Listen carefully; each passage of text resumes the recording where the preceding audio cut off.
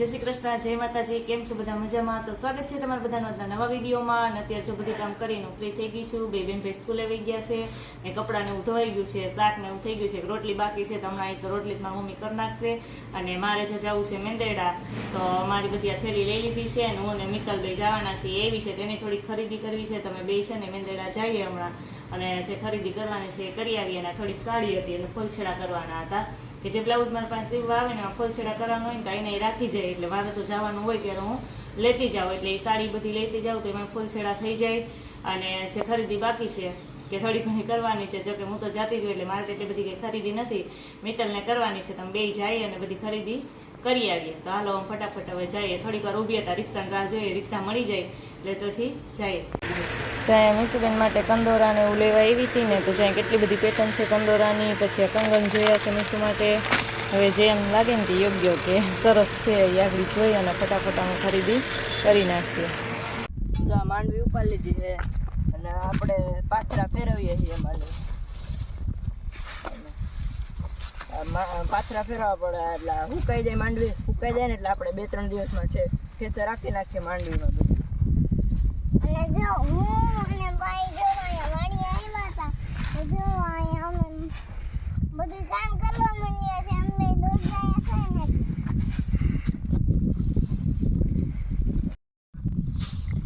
જો અહીંયા જો અમે ખેતરમાં આવ્યા હતા, જો અહીંયા માંડવી અમે કાઢી લીધી છે. અને ભાઈ જો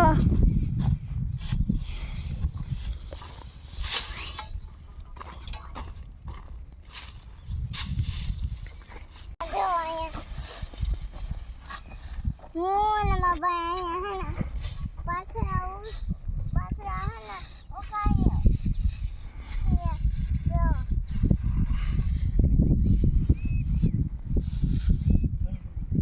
જો અત્યારે ઘડિયાળમાં 6 થઈ ગયા છે ને મીસુબેન તો સ્કૂલેથી આવીને સીધા વાડીએ આવી ગયા. કા મીસુબેન? વાડીએ કેટલું કામ કર્યું છે?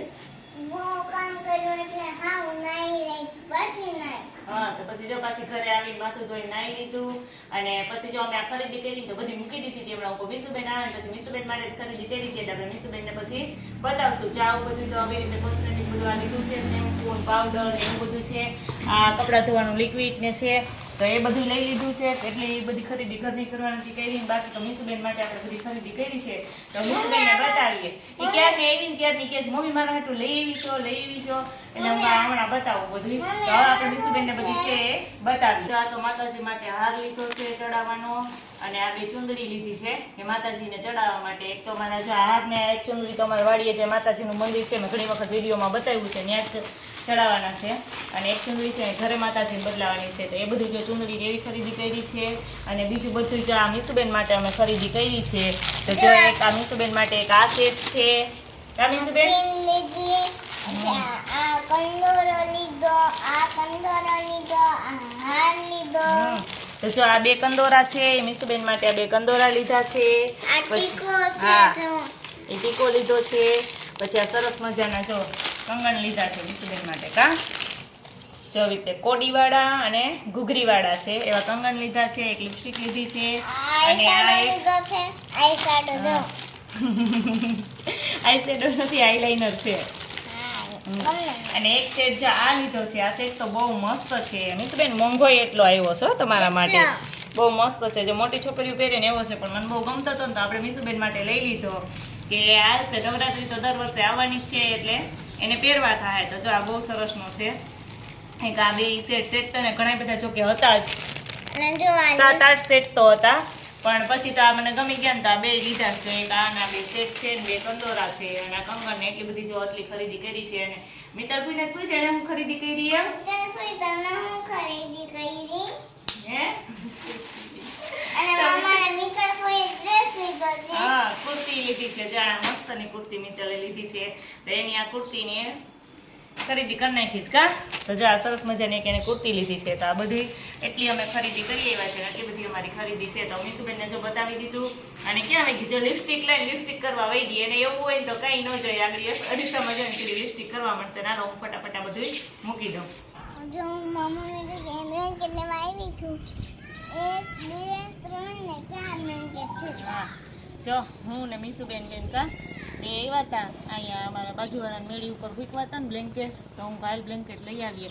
અમારે તો અગાસી ઉપર કંઈ જગ્યા નથી, હુકાય એમ નથી, એટલે પછી અહીંયા જો હૂકવી દીધા હતા. સવારમાં ધોઈ નાખ્યા હતા, મારી મમ્મી ક્યાં ધોઈ નાખીએ, એ બધા જો બ્લેન્કેટ ઓલા થઈ ગયા હતા કેટલા ટાઈમથી. જો કે હવે તો અત્યારે બધા ગરમી થાય એટલે ઓઢતા તો ન હોય, પણ તો એમણે પડ્યા હતા ને તો એ કે શિયાળો આવે ને તો જોહે, તડકો સરસ નીકળ્યો ને તો જો સવારમાં ધોઈ નાખ્યા, કાંઈ હૂકવી દીધા હતા ને તો તડકાના સરસ મજાના હુકાઈ ગયા છે.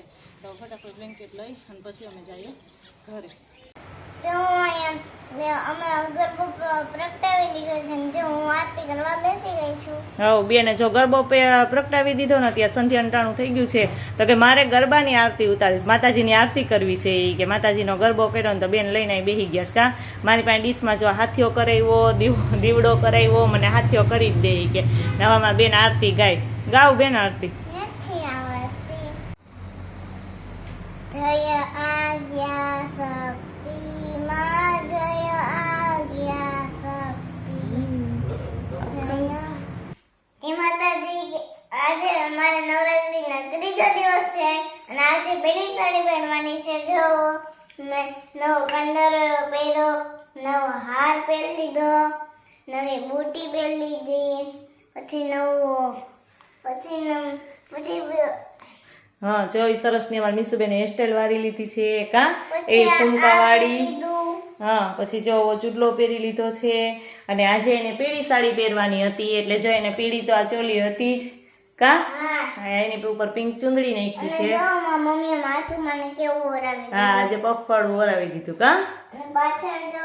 હા, પાછળ જો ફૂમકા વાળી હેરસ્ટાઈલ વાળી છે. જો હવે હું જાઉં છું રૂહીની ઘરે આરતી થાય. અમને માં આરતી થાય એટલે રૂહીની ઘરેથી અમને માં જાય. હું ને રૂહી બાજુ બધા આવશે.